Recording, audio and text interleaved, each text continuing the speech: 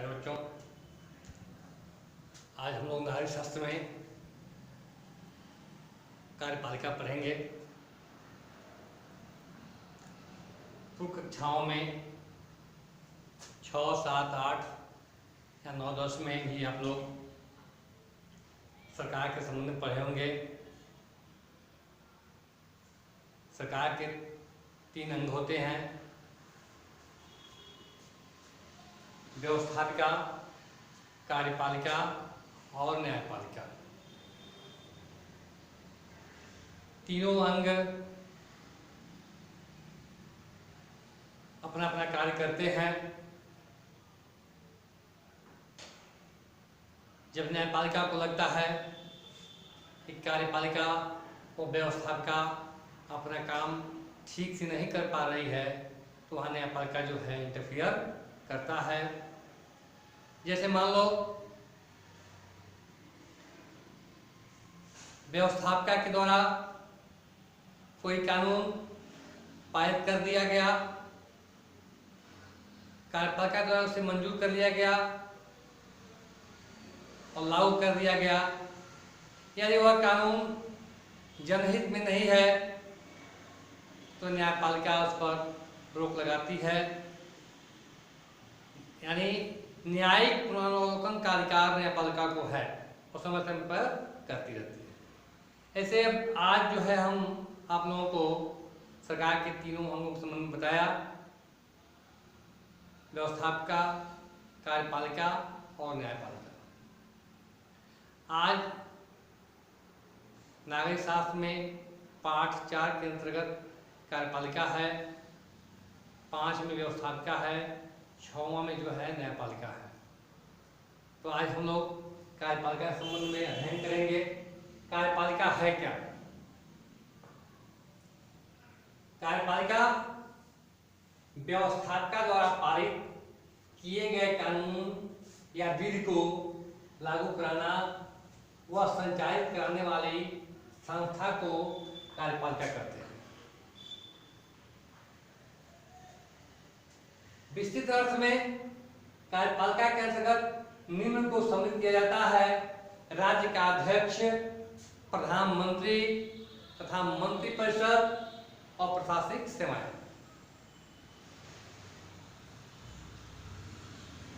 जिसमें प्रशासनिक सेवाएं जो है अस्थायी कार्यपालिका, अस्थायी कार्यपालिका है, क्योंकि इनकी जो नियुक्ति होती है तो 62 साल या 60 साल तक कार्य करने का इनको अवसर मिलता है। इनको हर 5 साल बाद नहीं आना है, इसलिए इनको हम जो है अस्थायी कार्यपालिका करते हैं।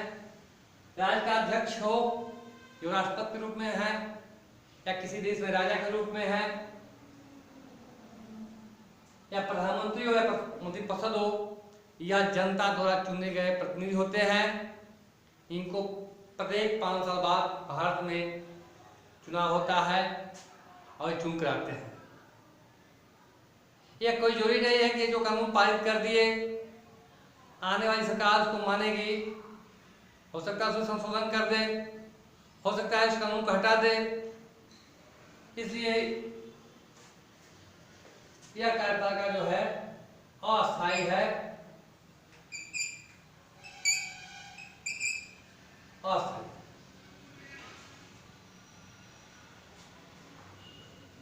लेकिन सदन के प्रति यह कार्यपालिका उत्तरदायी होती है। कोई भी कानून पारित होगा, यदि उसका कानून जनहित में नहीं हुआ तो सदन में जवाब देना पड़ेगा। जो राज्य का अध्यक्ष होता है, प्रधानमंत्री होता है या मंत्रिपरिषद होता है। इस प्रकार अस्थायी कार्यपालिका और प्रशासनिक सेवाएं। प्रशासनिक सेवाएं मतलब आप लोग समझ रहे हो, यदि नहीं समझ रहे हो तो मैं बता रहा हूँ। जैसे मान लो कि तुम लोग पढ़ रहे हो और जैसे तुम लोग स्नातक कर लिए तो प्रशासनिक सेवाओं में जाने के लिए तुम लोग आ रहे हो। प्रशासनिक सेवाएं जो है एक राज्य स्तर पर आयोजित होती है और एक केंद्र स्तर पर आयोजित होती है। जो केंद्र स्तर पर आयोजित होती है उसको संघ लोक सेवा आयोग कहते हैं और जो राज्य स्तर पर आयोजित होती है उसे लोक सेवा आयोग कहते हैं। संघ लोक सेवा आयोग जो है जो परीक्षाएं आयोजित करती हैं उसमें उत्तीर्ण होने वाले लोग IAS, IPS, IFS, IRS तरह तरह के जो है उसमें कैडर निर्धारित होते हैं। IAS का होता है इंडियन एडमिनिस्ट्रेटिव सर्विस, IPS का होता है मतलब इंडियन पुलिस सर्विस, IFS का मतलब होता है इंडियन फॉरेस्ट सर्विस या इंडियन फॉरेन सर्विस, भारतीय विदेश सेवा या भारतीय वन सेवा। भारतीय पुलिस सेवा, भारतीय प्रशासनिक सेवा, तरह तरह की नियुक्तियां जो है वह आयोग करता है। और प्रदेश स्तर पर PCS होता है, PPS होता है, PES होता है, तरह तरह की भी जो है कैडर यहाँ निर्धारित होते हैं। PCS होता है प्रोविंशियल सिविल सर्विस, प्रांतीय प्रशासनिक सेवा। तो यह जो लोग होते हैं इनकी नियुक्ति होती है, इनका सेवानिवृत्ति, इनकी सेवानिवृत्ति की जो है एक निश्चित आयु होती है, 60 साल या 62 साल जो भी हो होती है। तो ये अस्थायी रूप से राज्य में या देश में कार्य करते हैं और जो लोक सेवा आयोग के अधिकारी होते हैं वो प्रदेश में कार्य करते हैं। इनका जो है कभी कभी इनकी सेवाओं को देखते हुए इनका प्रमोशन जो है PCS वालों को IAS में हो जाता है। तो यहाँ मैं आपको बताया कार्यपालिका क्या है। और कार्यपालिका में जो है राज्य का अध्यक्ष, प्रधानमंत्री, मंत्रिपरिषद, प्रशासनिक सेवाएं सम्मिलित है।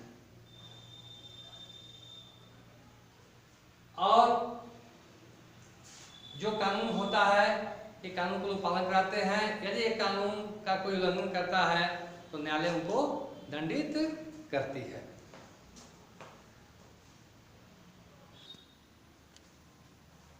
अब यहाँ आएंगे कि कार्यपालिका के प्रकार। जैसे हम बताएं कार्यपालिका क्या है, अब यहाँ हम कार्यपालिका प्रकार बताएंगे। कार्यपालिका के प्रकार में पहला है नाम मात्र की तथा वास्तविक कार्यपालिका। एक तो कार्यपालिका है जो नाम मात्र की है, एक वास्तविक है। जैसे भारत में राष्ट्रपति कार्यपालिका के सर्वोच्च पद पर हैं किंतु वह नाम मात्र के हैं, जबकि यहाँ का मंत्रिपरिषद, प्रधानमंत्री वास्तविक कार्यपालिका है। प्रधानमंत्री या मंत्रिपरिषद सलाह जो है मानने के लिए राष्ट्रपति बाध्य है, उसको इग्नोर नहीं कर सकते हैं। सबसे अच्छा उदाहरण है ठीक इसी प्रकार इंग्लैंड का जो राजा है या सम्राट है वो भी नाम मात्र की जो है कार्यपालिका के सर्वोच्च पद पर हैं, किंतु वहाँ के मंत्रिपरिषद या सदन के सलाह को या उनके जो है द्वारा पारित किए कानून को या प्रस्ताव को मानने के लिए बाध्य है। इस प्रकार नाम मात्र की तथा वास्तविक कार्यपालिका की जो व्यवस्थाएं हैं भारत में, इंग्लैंड में। संसदीय तथा आध्यात्मिक कार्यपालिका। जो संसदीय कार्यपालिका होती है वह व्यवस्थापिका के प्रति उत्तरदायी होती है। जैसे भारत में, जापान में, इंग्लैंड में यहाँ की कार्यपालिका जो है व्यवस्थापिका के प्रति उत्तरदायी है, जबकि अमेरिका में जो है आध्यात्मिक शासन प्रणाली है, यहाँ कार्यपालिका जो है व्यवस्थापिका के प्रति उत्तरदायी नहीं है। ठीक इसी प्रकार एकल तथा बहु कार्यपालिका, जैसे भारत है, इंग्लैंड है, अमेरिका है, जापान है, यहाँ जो है एकल कार्यपालिका है, जबकि स्विट्जरलैंड में बहु कार्यपालिका है। वहाँ 7 सदस्यीय जो है कार्यपालिका है, जो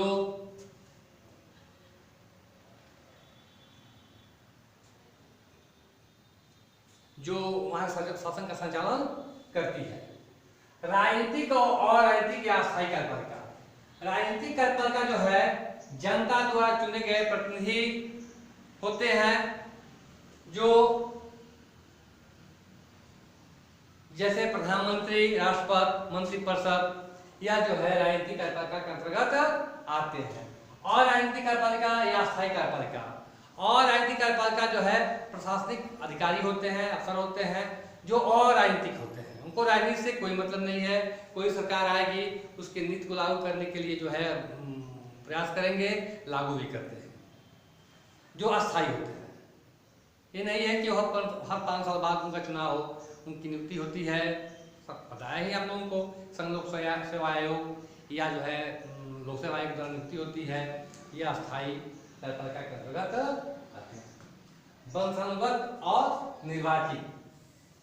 वंशानुगत मतलब ये हुआ कि राजा का लड़का राजा हो गया, जबकि निर्वाचित होता है कि नहीं भाई हर साल, हर 5 साल पर या 4 साल पर चुनाव होगा। जैसे अमेरिका में भी चुनाव होने जा रहा है, फिर से वहाँ के ट्रम्प राष्ट्रपति हैं, बिडेन फिर वहाँ लड़ रहे हैं, वहाँ चुनाव होगा, जो जीतेगा फिर राष्ट्रपति बनेगा।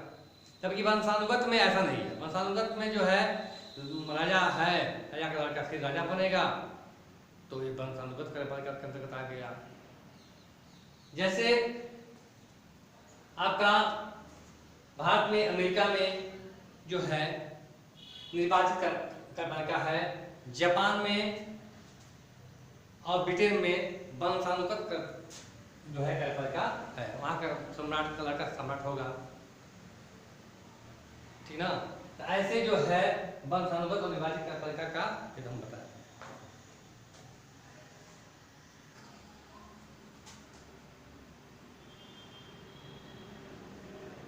में आएंगे हम कार्यपालिका के चयन।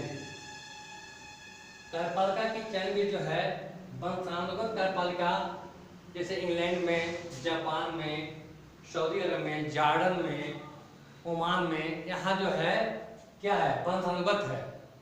वहाँ का जो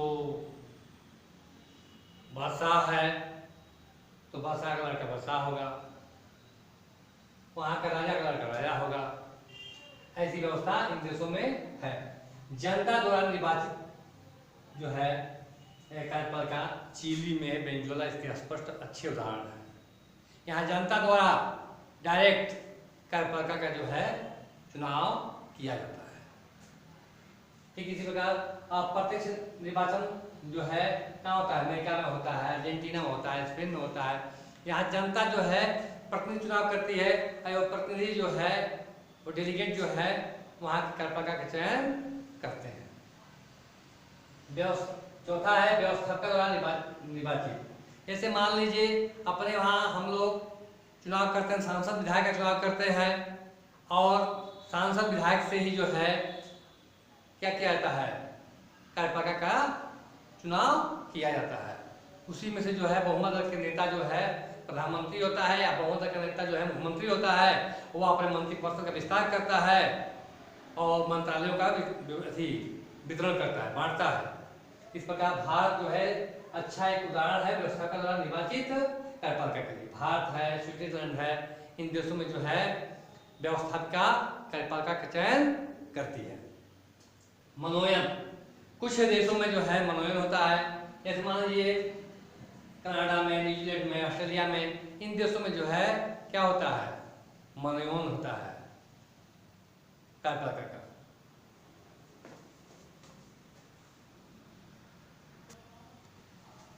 अब हम यहाँ आएंगे कार्यपालिका की कार्य और शक्तियाँ। तो कार्यपालिका की कार्य बहुत ही विस्तृत है और शक्तियाँ भी अपार हैं, किंतु इसको हम जो है निम्न बिंदुओं से इसको हम स्पष्ट कर सकते हैं। कार्यपालिका का काम जो है प्रशासकीय कार्य भी है, देश में शासन का संचालन करना, कैसे शासन संचालन किया जाए, देश का विकास हो, प्रति व्यक्ति लोगों की आय बढ़े, लोगों का शैक्षिक स्तर में जो है बढ़ोतरी हो, यानी लोगों का जीवन स्तर कैसे ऊंचा उठे, शांति व्यवस्था कैसे कायम रहे, इत्यादि कार्य जो है कार्यपालिका का है। विधायी काम, कार्यपालिका का जो है विधि का निर्माण करना या विधि में कानून का निर्माण करना, विधि कानून का निर्माण करना या किसी कानून में संशोधन करना, यह काम जो है कार्यपालिका का है और उसको लागू करवाना ये महत्वपूर्ण काम है, क्योंकि कानून के द्वारा ही शासन का संचालन किया जा सकता है। यदि कानून नहीं रहेगा तो कोई किसी बात नहीं मानेगा, सारा व्यवस्था जो है मनमानी हो जाएगा, अराजकता का माहौल उत्पन्न हो जाएगा। विकास जो है कार्यपालिका का प्रमुख कार्य विधायी कार्य भी है। वित्तीय कार्य, कार्यपालिका प्रत्येक वर्ष जो है देश का बजट प्रस्तुत करती है, आय व्यय का विवरण प्रस्तुत करती है कि किस मद से कितना आय हुआ और किस मद पर कितना खर्च करना है, कितना विकास पर करना है, कितना सैन्य मामलों में करना है, कितना शिक्षा पर करना है, कितना स्वास्थ्य पर करना है, कितना इंफ्रास्ट्रक्चर के क्षेत्रों में करना है। तो कार्यपालिका जो है का एक मुख्य कार्य वित्तीय कार्य भी है। न्यायिक कार्य चौथा है न्यायिक कार्य। कार्यपालिका का एक महत्वपूर्ण कार्य न्यायिक कार्य भी है। भारत में जो है कार्यपालिका न्यायिक कार्य को बखूबी अंजाम भी देती है। जैसे मान लीजिए कि जो प्रशासनिक अफसर हैं उनको न्यायिक पावर भी मिला रहता है, जैसे रेवेन्यू बोर्ड में या एडीएम है या डीएम है या जिला विज्ञान निरीक्षक हैं, इन लोगों को जो है न्यायिक पावर भी मिला हुआ है या निर्णय भी करते हैं। या हाई कोर्ट के वकील या सर्वोच्च न्यायालय हाई कोर्ट में जजों की नियुक्ति या सर्वोच्च न्यायालय जजों की नियुक्ति का कार्य भी जो है कार्यपालिका करती है। भारत में कॉलेजियम सिस्टम है। जब सर्वोच्च न्यायालय के कॉलेजियम या उच्च न्यायालय के कॉलेजियम अपना प्रस्ताव प्रस्तुत करता है तो उस पर जो है सरकार जजों की नियुक्ति भी करती है।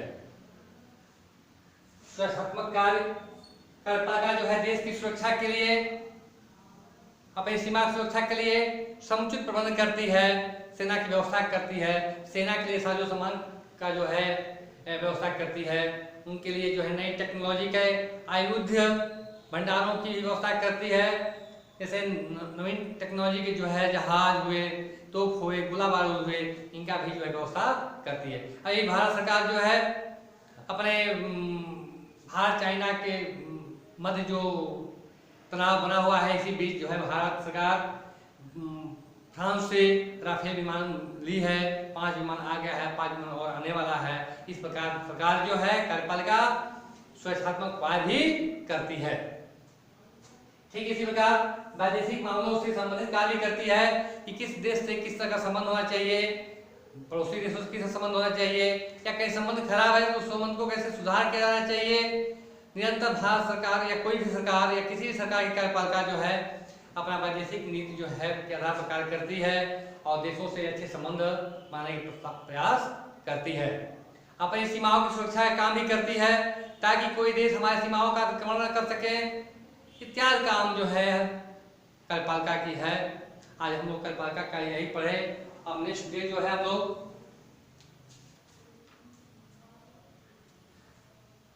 लोग भारत में संसदीय कार्यपालिका हम लोग पढ़ेंगे और आप लोग से अपेक्षा करेंगे कि आप लोग जो है इसका नोट्स बनावें। और जब विद्यालय खुल रहा है तो टेस्ट लिया जाएगा, ऑफलाइन टेस्ट लिया जा सकता है अगर खुल रहा है तो। अगर आप लोग इसका नोट्स नहीं बनाए रहेंगे तो आप लोगों को जो है इस के पढ़ाई से वंचित कर दिया जाएगा।